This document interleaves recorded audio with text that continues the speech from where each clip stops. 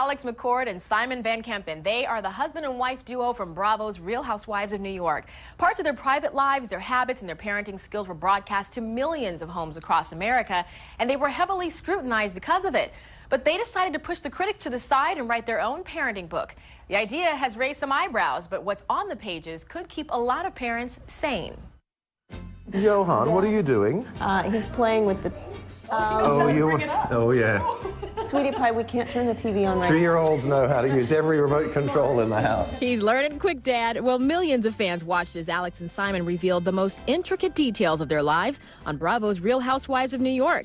Even their sons, Francois and Johan, made their debut. Johan, come to Mommy. After seeing the boys on the show, fans and the critics flooded the internet and the blogs to critique Alex and Simon's parenting skills. But they're not shy about telling you what you saw on TV wasn't always their reality. When you film for 100 days, I can guarantee you that there's going to be a moment where they're not nice boys. They're irritated, overtired, over-sugared up, or whatever, and that moment will capture it to air. When we film the show, there's a crew of 20 people around us. There's 1 or 2 cameras, there are lights, there are dolly tracks, there are body mics, there's a boom, and kids can't suspend disbelief when they're 1 and 3. You only see us for 3 or 4 minutes, or maybe 5 or 6 minutes each episode, and you know, while it's real, it's only a very small snapshot of what happens in our 24 hours every day. And they admit they discovered there is a reality TV learning curve. Does it frustrate? Season 1 it did. It's a learning process. It is. And prior to doing the first season, we hadn't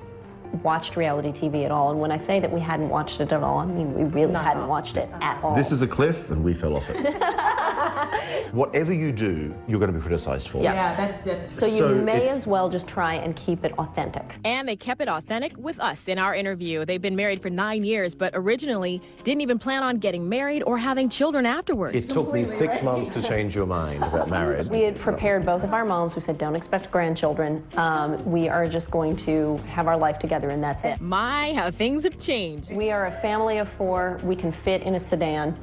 Right, comfortably. And 2 boys can make the noise of 10. And it's moments like that that persuaded them to write Little Kids, Big City, Tales from a Real House in New York City.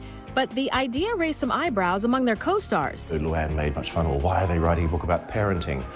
You know, it's not a how-to book. Nope, it's about their experience as parents in the NYC, and it includes tips like put down the BlackBerry, have a sense of humor, and reminding parents you don't have to be perfect all the time. Principles that work no matter where you live. The one thing that you really have to try and make sure that the kids have is the ability to get out of their immediate closed environment and to get kids into a pasture where they can run. The whole focus of the book is we talk about things that have happened in real life, and we talk about really great things where, you know, we took them on a flight and they were angels the whole time.